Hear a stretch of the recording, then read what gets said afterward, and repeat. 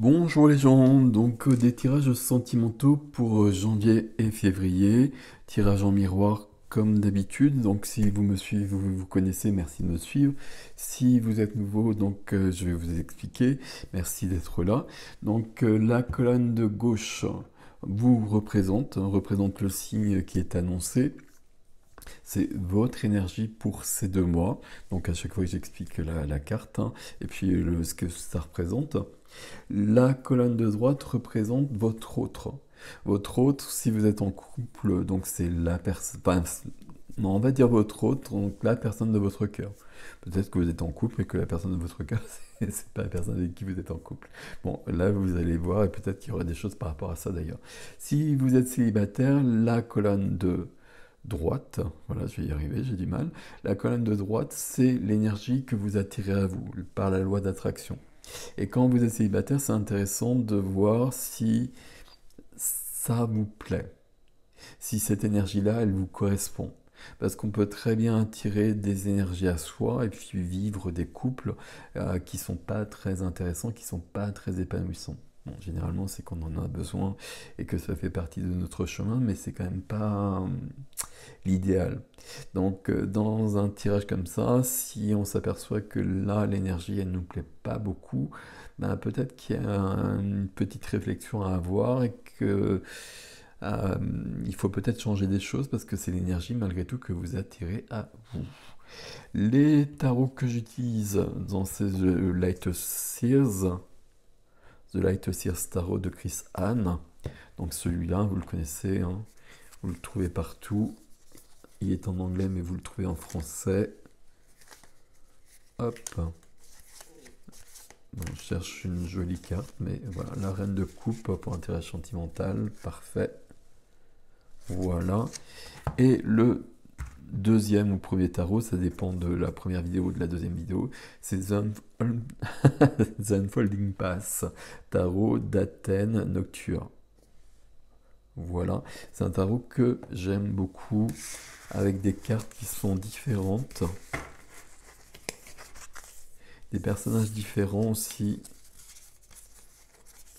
Le 8 de denier, qui est la danseuse, c'est la carte je vais jusqu'au bout des choses, donc en effet c'est la danseuse.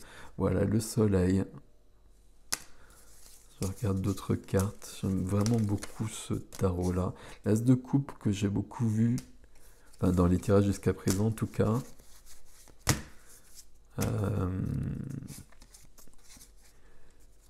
Le cavalier de coupe, le cavalier de coupe, la justice. La justice, et je vais pas vous les montrer toutes, hein, mais quoique ça serait bien de faire une review là-dessus parce qu'il est vraiment bien. Et voilà le valet de coupe. Ça, c'est un tirage très intéressant parce que voilà, il y a des personnages différents qu'habituellement. C'est pas tous les mêmes personnages, ils sont pas tous jeunes et beaux, etc. Et le valet de coupe, cette image-là pour le valet de coupe, c'est très intéressant parce que le valet de coupe, c'est le cœur, c'est l'enfant intérieur, c'est qui on est vraiment derrière les images, derrière les rôles sociaux. Et de représenter un monsieur âgé pour le valet de coupe, c'est toujours c'est une bonne idée. Parce que voilà, derrière ce personnage, il y a toujours l'enfant qui se cache et le cœur et le valet de coupe.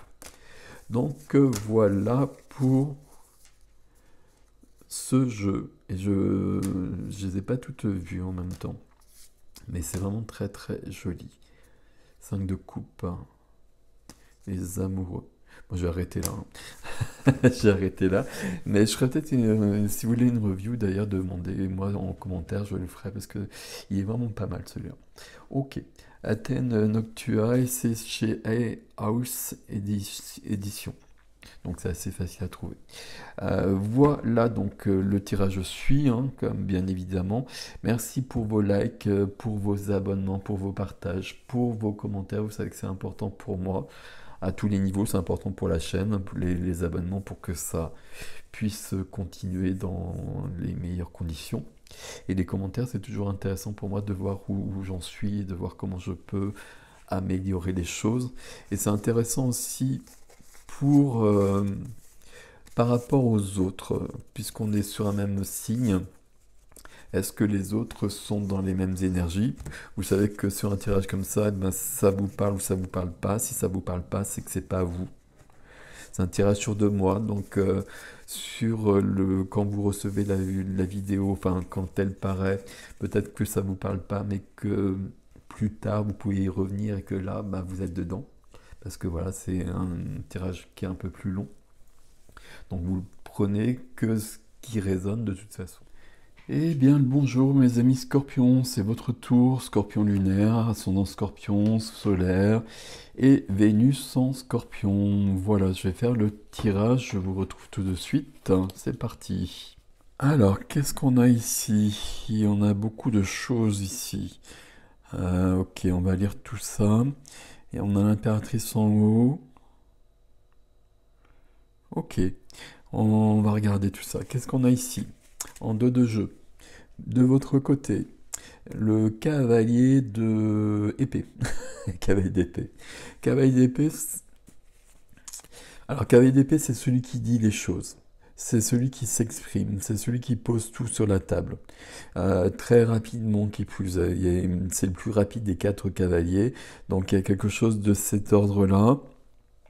C'est aussi le cavalier d'épée, pour moi, une idée de conquête, de partir à la conquête et comme si on voulait conquérir le monde. Bon, on va voir ce qui vient là-dedans, parce qu'il y a beaucoup de choses un peu mélangées ici. Et là, bah justement, voilà le monde. Donc peut-être qu'on veut conquérir ici cette personne-là. Le monde ici, ça veut dire qu'on est prêt à passer à une étape supérieure, à quelque chose de plus grand, de plus épanouissant. Ça veut dire qu'on a fait tout un parcours et qu'on est dans un accomplissement et qu'on a dépassé des épreuves. Ou qu'on va les dépasser, parce que là, dans le défi, je vois bien qu'on a des choses. Ok. Mais que là, on va y arriver à passer à autre chose. Bon. On part ici avec l'impératrice. Alors, l'impératrice, c'est la vie, c'est plus que la vie, comme je le dis à chaque fois. C'est je porte le monde, je porte des enfants, je porte des projets. Je porte un projet de couple, je porte un projet de couple, de foyer. J'étais en train de regarder ici, on peut avoir l'impératrice est souvent enceinte, représentée enceinte, parce qu'en effet, c'est elle qui porte la vie, c'est elle qui porte les enfants. Ici, si vous avez un projet de cet ordre-là, c'est très présent sur ce tirage-là. Là, je vais vous le dire tout de suite, hein. Donc parenthèse, hein, parce que ça ne concernera pas tout le monde bien évidemment, mais en effet, on va vers la carte du 6 de coupe qui est la carte de l'enfance. Donc là, si vous avez j'allais dire ce genre de désir, si vous avez ce désir-là, là, ça semble indiquer. Ok. En face, il y a des choses à rectifier, mais on est prêt à passer à un autre niveau aussi. Et on est prêt à s'engager. Ok, bon. D'une manière globale, ici, on a un projet. Et puis, on semble avoir un projet commun parce qu'on a l'impératrice ici. Et en face, l'énergie qui est en face, qui est là ou pas.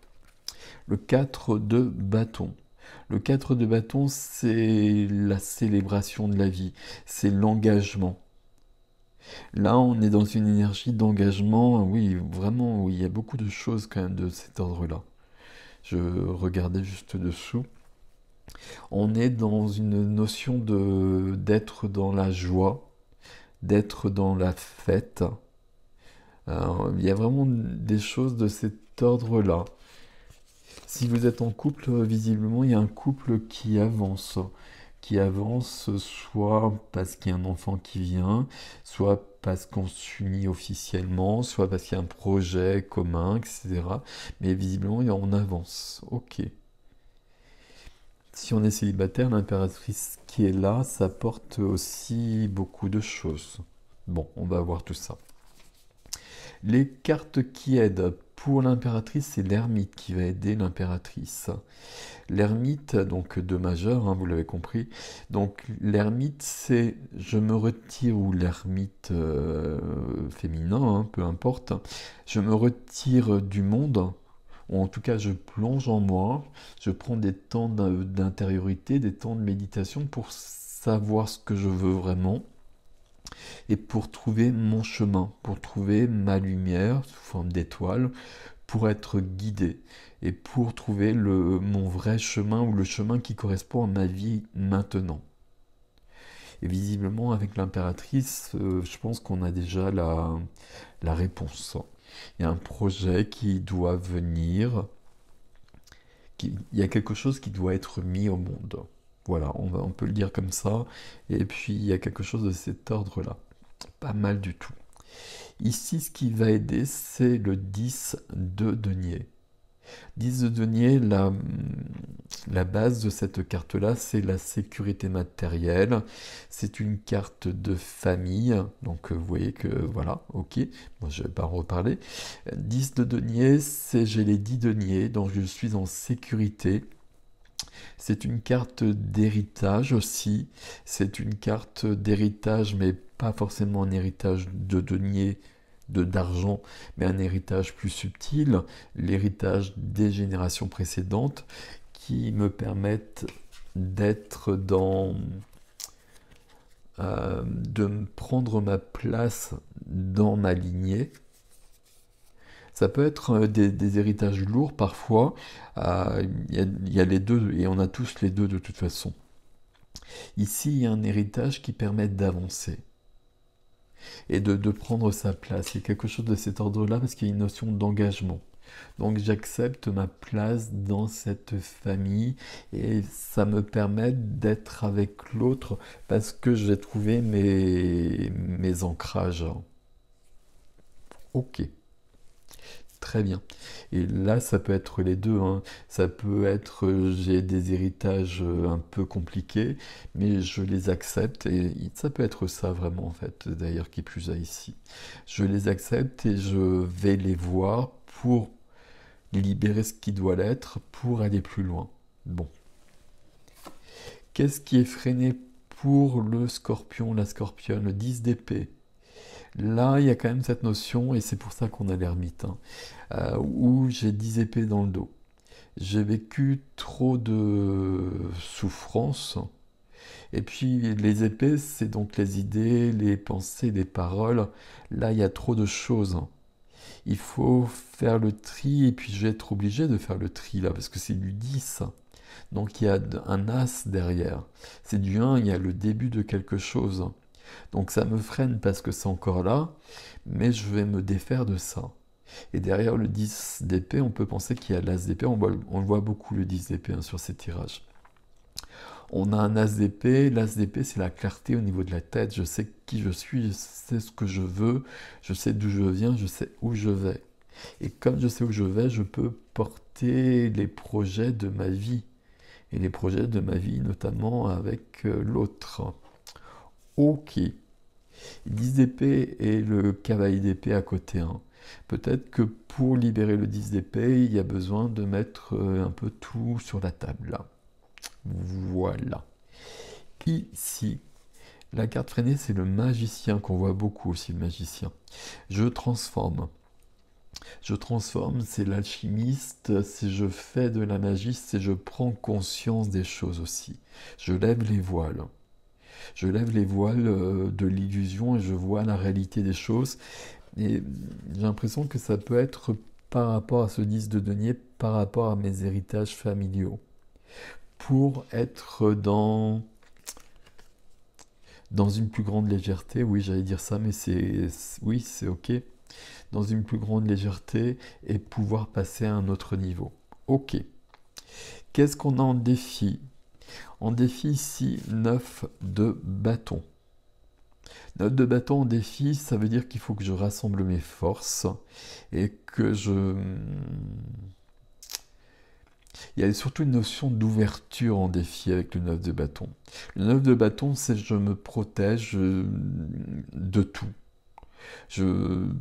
Peut-être parce que justement j'ai porté trop de choses et que je les porte encore en début de période du tirage.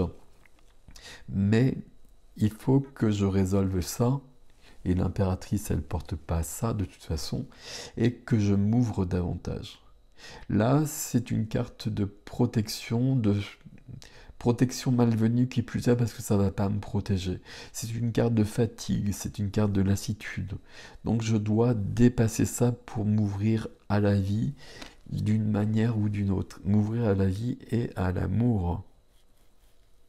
Si je suis comme ça, il n'y a pas de... Il n'y a pas d'amour. Bon, ok. On va voir avec la suite. Ici, le défi, c'est le 3 d'épée. Donc le 3 d'épée, c'est pas idéal. Le 3 d'épée, 3 épées dans le cœur, vous voyez que c'est pas simple. Donc j'ai mon cœur qui est cassé. Cette personne a le cœur cassé, on va le dire simplement. Et le défi, puisque c'est un défi, ben, ça va être de regarder ça à plus près et de transformer ça. Et si je regarde les 3 cartes là, euh, le défi, le 3 d'épée, pour moi, il viendrait justement, ce serait ce fameux héritage dont je parlais. Il y a quelque chose que j'ai vécu, quelque chose que j'ai vu, quelque chose dont j'ai hérité dans ma famille, dans mes lignées. Des deux côtés, on a beaucoup de lignées, on a beaucoup de familiales de toute façon. À la fois d'une manière positive et d'une manière négative.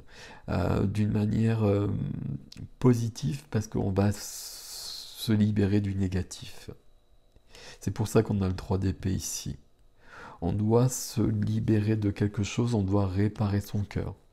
On doit pouvoir arriver à ce 4 de bâton. Ok. Je continue. On va vers quoi? On va vers le 6 de coupe ici. On va vers de la légère... Alors, on va vers le...